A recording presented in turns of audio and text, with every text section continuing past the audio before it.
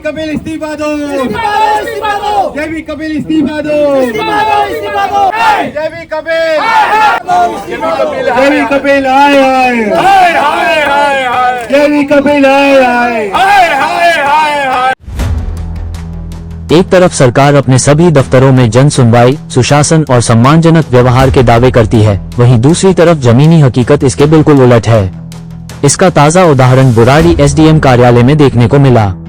मिली जानकारी के अनुसार गुरुवार को अपने पेशेवर दायित्वों का निर्वहन करने पहुंचे अधिवक्ता रामवीर चौहान के साथ एसडीएम द्वारा न केवल अशोभनीय व्यवहार किया गया, बल्कि अत्यंत अपमानजनक और धमकी भरी भाषा का प्रयोग किया गया। यह आरोप स्वयं अधिवक्ता रामवीर चौहान ने लगाया है। श्री चौहान ने बताया कि वो एक केस सिलसिले में गुरुवार को एसडीएम कार्यालय पहुंचे थे। कोई सुनवाई न करने पर एसडीएम पर आरोप लगाते कहा कि एसडीएम द्वारा न केवल अशोभनीय व्यवहार किया गया, बल्कि अत्यंत अपमानजनक और धमकी भरी भाषा का प्रयोग किया गया। आरोप लगाते हुए श्री चौहान ने बताया है कि एसडीएम ने कहा, मैं अधिवक्ताओं को अपने ऑफिस से बाहर फेंक दूंगा।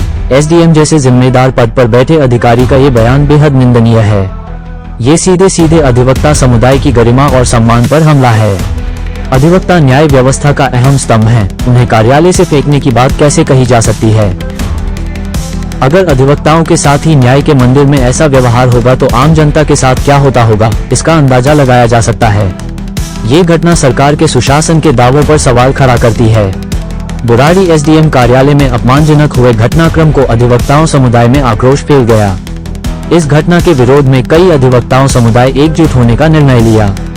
शुक्रवार को एसडीएम बुराड़ी कार्यालय पर पहुंचकर शांतिपूर्ण तरीके से अपना विरोध दर्ज कराया और अधिवक्ता रामवीर चौहान के साथ हुई अपमानजनक और दुर्व्यवहार की घटनाक्रम की निंदा करी। हालांकि इस विरोध प्रदर्शन से पहले ही यहां पर भारी पुलिस बल तैनात था। आक्रोशित अधिवक्ता समुदाय के लोग एसडीएम को बात करने के लिए बुलाया जा रहा है, लेकिन एसडीएम की तरफ से कोई जवाब नहीं आया। तस्वीरों में आप देख सकते हैं कि आक्रोशित अधिवक्ता समुदाय के लोग एसडीएम के खिलाफ नारेबाजी कर रहे हैं और अधिवक्ता रामवीर चौहान के साथ हुई अपमानजनक और दुर्व्यवहार को लेकर नारेबाजी करी जा रही है। बताया जाता है कि एसडीएम के खिलाफ संबंधित विभाग में शिकायत दर्ज करा दी गई है। आइए देखते हैं टोटल खबरें के वरिष्ठ संवाददाता राजेश खन्ना की इस रिपोर्ट में मीडिया से बात करते हुए अधिवक्ता रामवीर चौहान ने क्या कहा।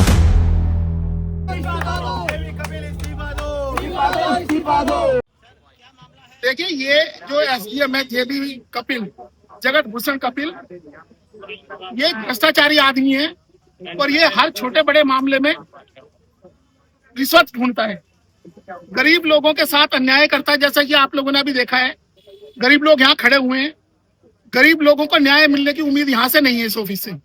ये हर चीज में रिश्वत ढूंढता है। अगर कोई आदमी अपने हक की बात करता है तो उसको डांट डपट करके अपने ऑफिस से बाहर निकलवा देता है, अपने स्टाफ को बुला के जबरदस्ती कहता है कि भाई धक्के देके इसको बाहर करो। कल हम एक मैटर में अपीयर हुए यहाँ पे, हमारे साथ एक और एडवोकेट थे महेंद्र पाल जी, और सभी लोग अपीयर हुए। अपीयर होने के बाद पहले तो उन्होंने जब सवाल उठाया कि जब आपकी कोर्ट ने स्टे कर रखा है तो ओ जोन में आपके स्टे के बावजूद कंस्ट्रक्शन कैसे होगी, आपने उसको क्यों नहीं रोका। जब हमने रोकने की बात करी तो इसने ये क्या कहता है, वो एक नोटोरियस पर्सन है जिसने सरकारी जमीन पे कब्जा किया हुआ है, सरकारी अवार्ड की वो जमीन है, उस जमीन पे कब्जा किया हुआ है, उसको अपने बराबर में बिठाया और उसको कहता है मैं तो इस बेचारे को जानता ही नहीं हूँ। हमने कहा ये बेचारा है तो ये बाकी लोग क्या है। अगर ये बेचारा है, वकील साहब ने बात करी, जो हमारे अपोजिट एक और पार्टी के वकील थे, उनको कह रहा है मैंने आपके खिलाफ बार काउंसिल में लिख के भेज दिया है। आप मेरे से ऐसे बात में, आप डायस में बैठे हैं, आपको आप जस्टिस डिलीवर करना है। हमने जब उसको ये बात कही कि भाई जस्टिस डिलीवर करना है, तो इस बात को नजरअंदाज करके बोलने लगा कि मुझे नहीं पता और मैं कोई एक्शन नहीं लूंगा। 5 बार हाथ मार के टेबल पे बोलते हैं मैं कोई एक्शन नहीं लूंगा, मैं कोई एक्शन नहीं लूंगा। मैंने कहा सर ये आपकी जिम्मेदारी है, और ओ जोन में जब हाई कोर्ट की भी डायरेक्शन है और आपके ऑर्डर के होते हुए आपने बनवा दिया, इसका मतलब ये है कि आप मिली भगत से सरकारी जमीनों पे कब्जा करा रहे हैं।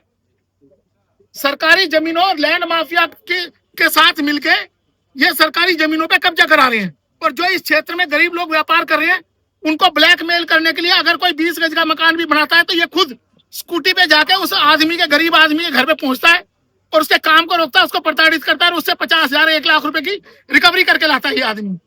ये आदमी भ्रष्टाचार में पहले भी, मेडिकल घोटाला जो हुआ था मोहल्ला क्लिनिक पे, जिस समय मोहल्ला क्लिनिक का आउटसोर्सिंग किया गया था डायग्नोज के लिए, ये आदमी दिल्ली हेल्थ सर्विसेज में पोस्टेड था और इसकी जो इमीडिएट बॉस थी वंदना बग्गा, उसके साथ ये 4 लोग थे।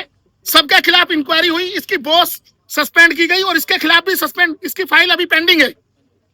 इस आदमी की फाइल अभी पेंडिंग है। इसको किसने कह के एसडीएम की पोस्ट पे यहाँ पे पोस्टेड कराया, ये तो अभी जांच का विषय है। गरीब लोगों का शोषण कर रहा है। हम शोषण के खिलाफ आवाज उठा रहे हैं। जब मैंने इनको कहा कि आपको काम तो करना पड़ेगा, कानूनी तौर पे आप बाध्य हैं, जब आप एक ऑर्डर एसटीएफ का नोटिस निकाल रहे हैं तो आपको डेमोलिशन भी करना पड़ेगा। और आपने स्टे देने के बावजूद कंस्ट्रक्शन करा दी। इसका मतलब यह है कि जो भूमाफिया हैं, जो लैंड ग्रैबर हैं, आप उनके साथ उनके यहाँ कब्जा करवा रहे हैं, उनसे आपका इसमें हिस्सा है। इसके बाद ये तिल मिला के इन्होंने क्या किया है कि मारपीट पे उतारू हो गए और मेरे तरफ भागने लगे। हमारे साथी एडवोकेट थे, उन्होंने कहा कि इस तरीके की हरकत नहीं। उसके बावजूद इसने अपने स्टाफ को बुलाया और मेरे साथ हाथापाई करने की कोशिश की। मुझे जाति सूचक शब्दों का इस्तेमाल किया मेरे साथ और गाली गलौज करने के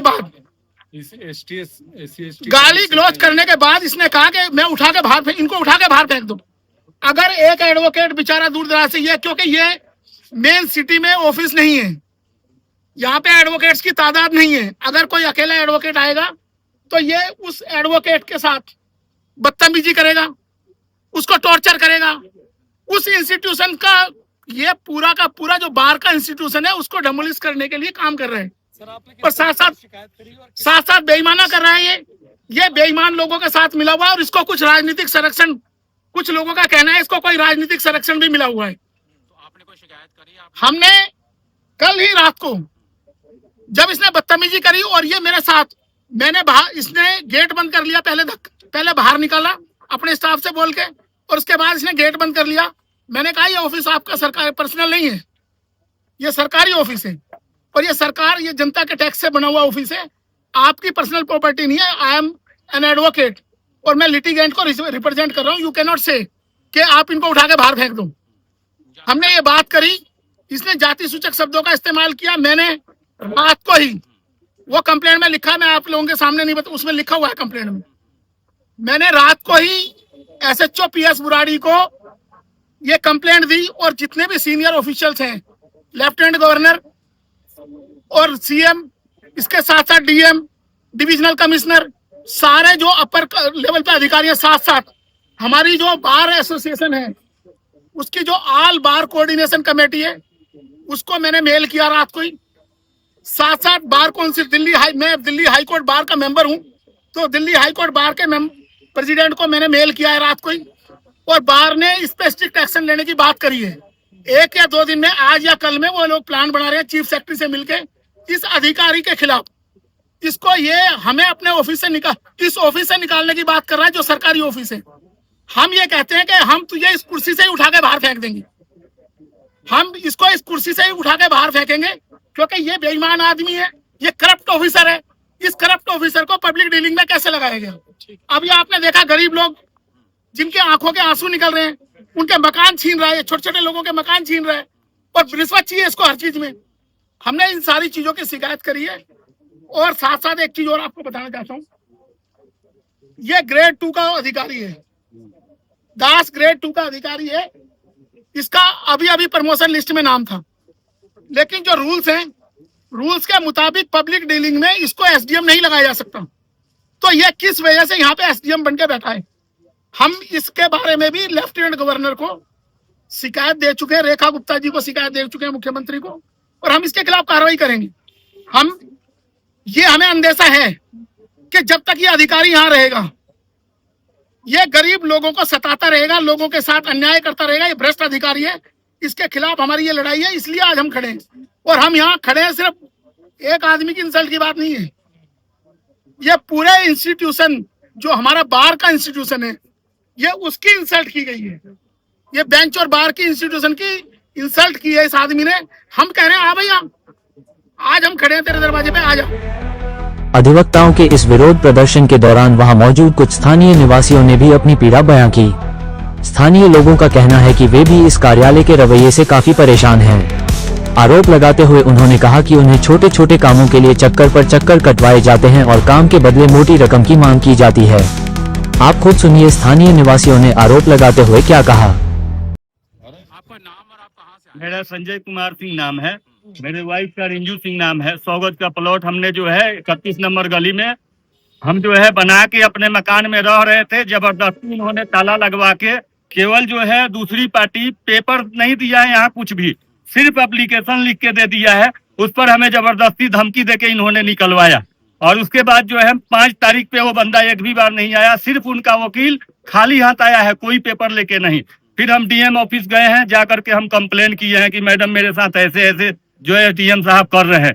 उसके बाद 1 तारीख से हमारा सुनवाई हो रहा, नहीं तो बोलने तक का मौका नहीं देते थे। आप क्या प्रदर्शन, हमारा तो आज तारीख था, हम आए हुए हैं।